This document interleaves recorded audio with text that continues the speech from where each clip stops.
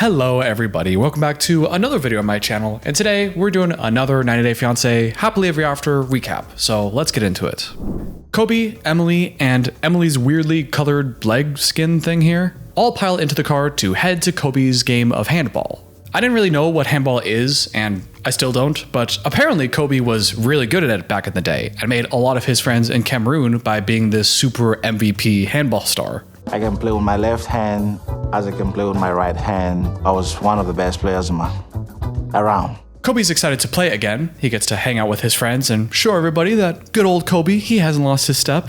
But we also learn that Kobe's still recovering from a torn ACL he had a few years ago. And I thought, well, he's got a brace, maybe he's been recovering for a couple months, maybe he'll be okay, right? But then it turns out handball involves him sprinting across a wet concrete surface. Which, I'm no physical therapist, but I would imagine that kind of activity would be pretty high on the don't do this list of things to do. Emily's worried about his knee, her whole family's worried about his knee. Kobe's not that worried about his knee, he's a tough guy, he'll be fine. But, just like every guy who thinks he can tough out an injury, Kobe gets hurt again. He limps off the field when Emily comes to check up on him and kinda sorta mothers him about it. She's like, oh, Kobe, I told you this would happen. I told you not to work too hard. You're gonna hurt yourself again. You gotta lift your leg up. You gotta ice it. You gotta do all these things. Doctor said. Just following doctor's orders, wife knows best. Haha. Wife knows best. All right. Kobe's like, yeah, I know, I can rest it. I know how to take care of myself. Thank you very much, Emily. Yes, thank you. I'm good. I know how to take care of my leg, babe. You don't need to be telling me that. Thank you, but actually I know how to handle that. And I really don't think Emily did a bad job here. I don't think she really overstepped her bounds at all, but she did do all that in public around Kobe and all of his friends. And I don't know if you've ever injured yourself in public like that, where you're like, dang it, I hurt myself again. You're kind of resting a little bit, and then someone has to kind of give you the whole 9 yards of all the things you should do. You should take care of it. You should do this. You should do that. It is a little embarrassing. I don't want a lot of the attention on me in that moment with my injury. Like, let me just chill. But besides being possibly a little embarrassing for Kobe, the big problem is that his judgmental friends, specifically Valerie over here, the guy with the super punchable face, heard all that, Emily trying to take care of him, and are now judging her for it. Emily, are you okay? Oh, yeah, I'm okay. I was just checking on him to make sure he's okay. Okay. His knee and everything. Okay, that's fine. That guy even said in a one-on-one that he was shocked to see Emily behave so pompously. I was a little bit shocked when I saw Emily was trying to be a little bit pompous. It's just the constantly raised eyebrow with him. Like, he's always like, well, look what we have here. I don't think that's gonna work. It's just bring it down, man. Just talk to me normally. Valerie tries voicing his concern to Kobe again for like the third time and says, well, Kobe, we've met 2 other white women in the past and neither of them made the best wives for our Cameroonian friends. So Emily, being a third white woman, probably not gonna work for you. I just want to make sure you're happy by repeating the exact same points I've made several times by now, even though you've only told me that you're not interested in hearing them anymore. Kobe continues to defend his wife, and then we see Emily try to talk to Valerie and the friends to try to squash the beef with the 2 of them directly. Valerie says, yes, there were some concerns with Kobe and you. We know American women, they can be kind of bossy, authoritative. When Emily interrupts and is like, yeah, bossy, authoritative, controlling, yeah, I'm all those things. But I'm also very caring and loving and we have a good relationship. So yes to everything you were worried about, but it's okay. So good on her for bringing the situation up directly. Good on her for defending herself and not pretending to be something she's not. But even though she stood up for herself, I kind of doubt that did very much to persuade Valerie and all the friends. And it seems like they're going to continue judging Emily and not approving of their relationship. He tried to convince us on things like that, but we don't really believe that because from the few examples we have seen around, it's not always like that. But that's not all, because we then learn some juicy gossip that Kobe may have had a girlfriend back in Cameroon when he left to go to China, where he eventually met Emily. And Emily is like, whoa, did he have a girlfriend and they broke up? Did they break up while he was in China? Did she think that they were still together? Because when I met Kobe, he said he was single. We're not really sure of that answer right now, so Kobe might have some explaining to do. And speaking of guys with bad leg injuries, up next we have Patrick, who has a pretty bad one himself, and his partner, Thais. This is the first time we've seen them on this season of the show, so most of their scenes this episode is just a recap of who they are, how they got here, that sort of thing. They met in Brazil, where she's from, and apparently Patrick is also half Brazilian, which I didn't know. She comes over to America, they get married, they now have a 6-month-old daughter, and although things are going pretty well, it seems like the central conflict with them this season is going to be around this trip that they're planning to Brazil, where Thais can meet up with her family that she hasn't seen in a while, introduce her family to the new kid. Sounds like a great trip, except there's 2 problems with it. The first is Thais' dad, who isn't just kind of overprotective, but is actually kind of a jerkface about it. And after all this time of them being in a relationship, getting married, having a kid, the dad still doesn't approve of Patrick and the relationship. And even explicitly told them on a phone call when Patrick was asking, hey, this is me, this is our relationship, do I have your permission to be with the daughter? The dad flat out rejected him and said, nope, I don't approve of this relationship. I can't stop you, but no, I'm not happy about this. So on this trip, not only does Thais get to introduce the child to everybody, Patrick also gets an opportunity to try to finally win over the dad. But while that's the first piece of conflict around this trip, the second hurdle they have to overcome is John. Because even if John won over a lot of fans with his season on The Single Life and all of his shit talking on The Tell-All, one person who is still not a fan of John is Thais.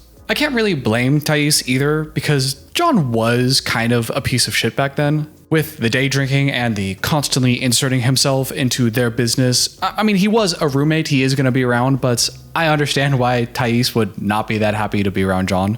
So it was extra funny then when John then walked into the house and was like, oh, you guys excited for your big Brazilian trip that's coming up? And Thais is like, yeah, it's gonna be fun. Looking forward to going back home. And John's like, yeah, it sounds like a lot of fun. This party that you're having to celebrate the 6-month-old birthday. Yeah, it sounds a lot of fun. And Thais is like, party? What party? Well, what are you talking about? Okay, how'd you find out about the party?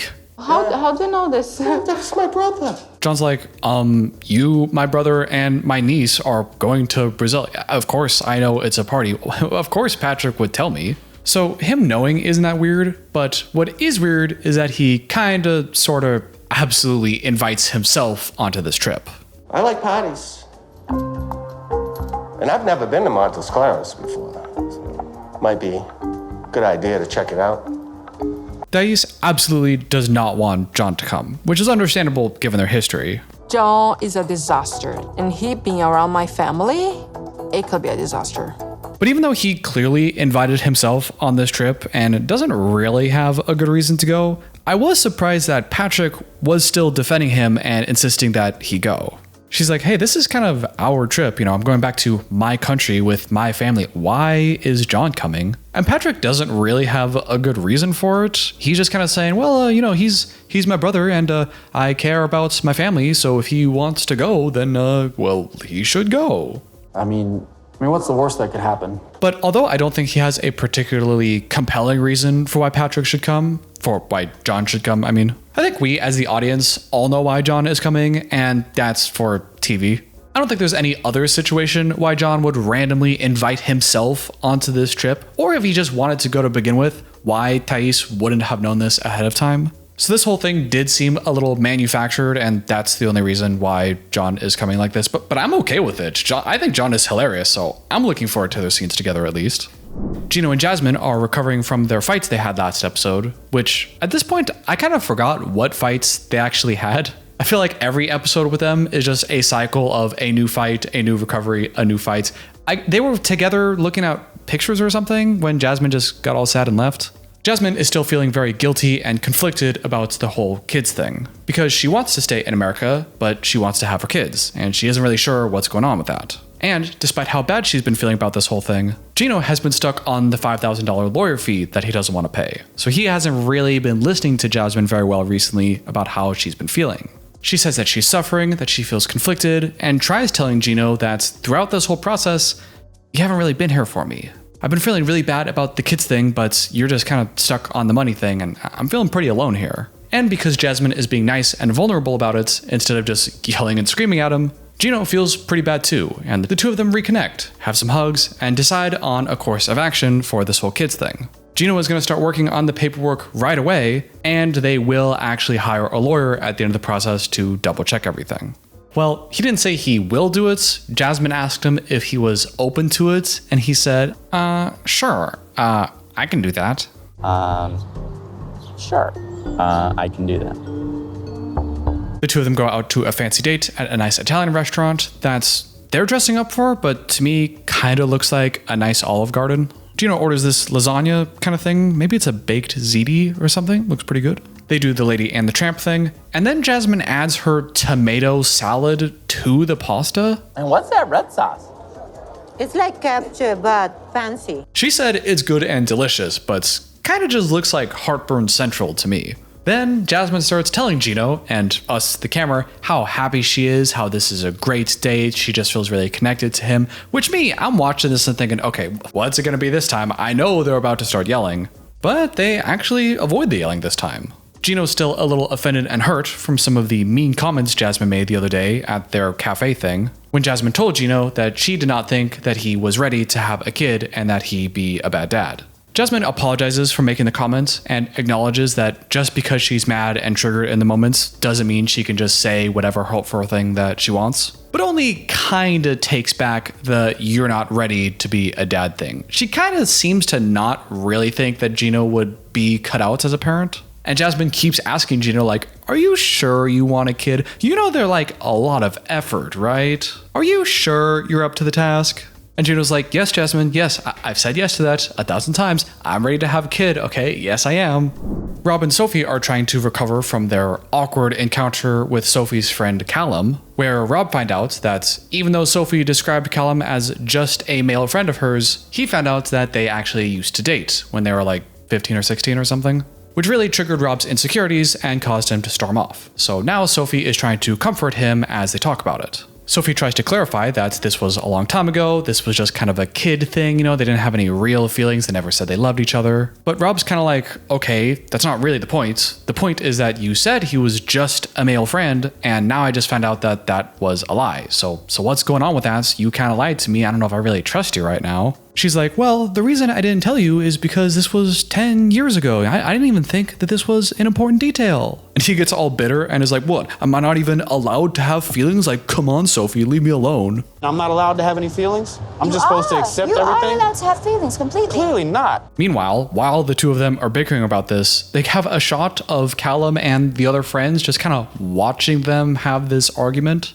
And I gotta say, as much as I don't like Rob and think that he's an incredibly insecure man-child who doesn't process or handle his feelings very well, I do have to give him credits that, yeah, of course Sophie could have been more forthright about their exact relationship status, but more to the point, Callum does have an incredibly obnoxious, very punchable face. There's something about him, whether it's his eyebrows or his smile, like the toothy grin he has, something about it does kind of reek, this guy's a piece of shit, I hate this guy.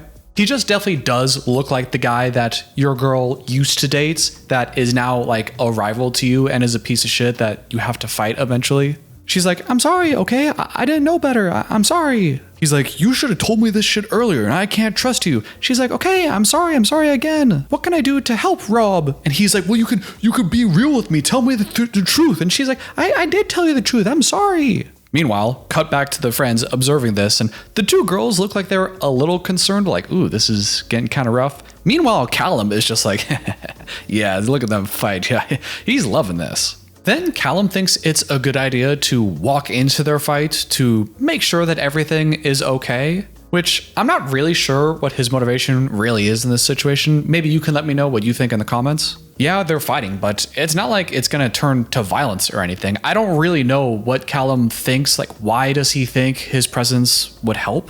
But Rob explains that, yeah, okay, maybe you guys weren't that big of a deal and it was just when you guys were 16, but I have a trauma. I've had a previous partner who cheated on me and left me with their male best friend. So now that you are claiming that you are just male best friends, and now I'm discovering that you guys used to date, that triggers my insecurity and I'm worried about the same thing happening again. Which, as much as I dislike Rob, and if you've been watching my videos this far, you know I'm not Rob's biggest fan, I do have to give him some credit here. That makes complete sense to me, and it's also good that he can articulate, like, that's why he's feeling so bad right now. It's because he has this trauma that's being triggered. But despite that very clear and telling revelation from Rob, Callum just walks right past it and again goes, well, when you were 16, you maybe had some friends that you kissed a couple times. Not really the point, dude. And Rob interrupts him like, okay, thank you for coming, Callum. We're going to handle this now. Thanks for the inputs. Bye. Go sit down. Get the hell out of here. All right, well, I appreciate your input. I appreciate your input. I'm going to finish talking to her. So Callum leaves to go sit down, and Sophie, after hearing again, being reminded of his past, goes to hug Rob and apologizes for not seeing it from his side.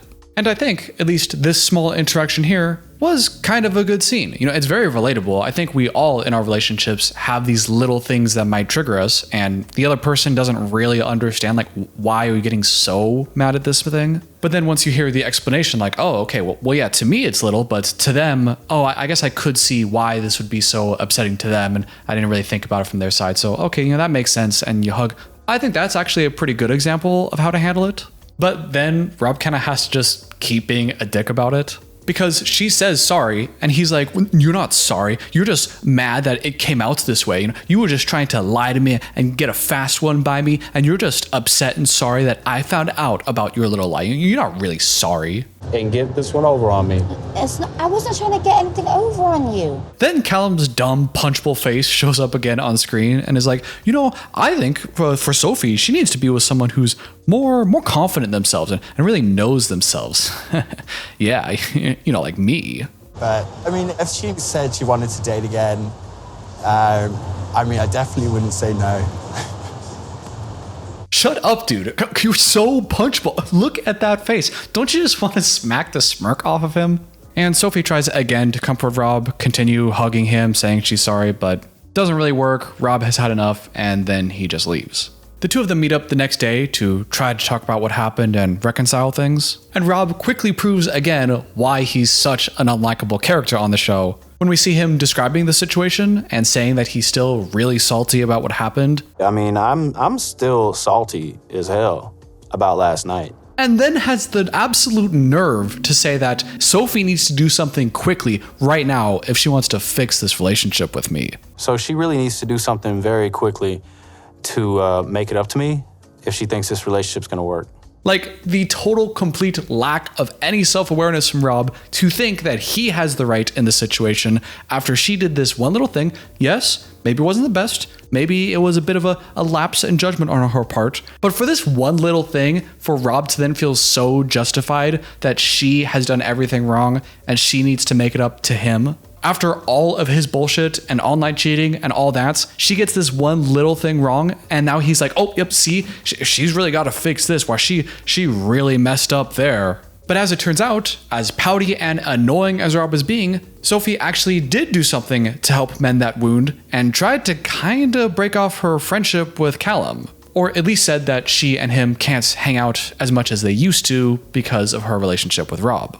Which I'm just gonna say right now, I don't really buy that. I feel like the producers would have told Sophie, like, hey, why don't we weave this storyline that you're breaking off your relationship with your friends to be with this clearly insecure, controlling asshole guy like Rob? And we're all supposed to see this scene and think like, oh my God, Sophie, no, like, you're cutting yourself off. Like, no, how could you do this? Rob is the problem. That's so toxic. But I feel like that's just a little too obvious. You know what I mean? Like, I don't know if I really believe that Sophie actually would do that. I feel like she has enough awareness to recognize that Rob is still the big dumb idiot here for the most part, and that she shouldn't be cutting off herself from her friends and loved ones just because Rob is insecure and has his problems. Not only is it not a good sign that she'd be cutting herself off, this whole behavior from Rob, it's almost like he's trying to equalize the score between the two of them. Because up until this point, obviously Rob has been more in the wrong with all the online cheating, and he seems to have an inability to recognize or own up to the fact that he's the one that's been doing things wrong in the relationship. And it can seem like he's so insecure and unable to process that now that Sophie has done this one thing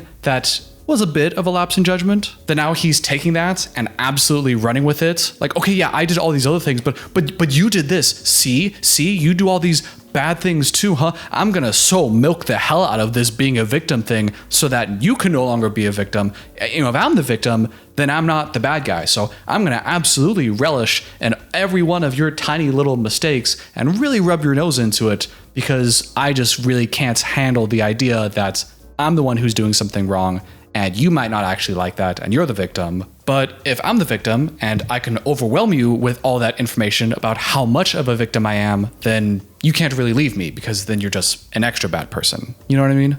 And lastly, if you're wondering what's going on with Ashley and Manuel, then watch another channel, because I hate that couple and I refuse to talk about them.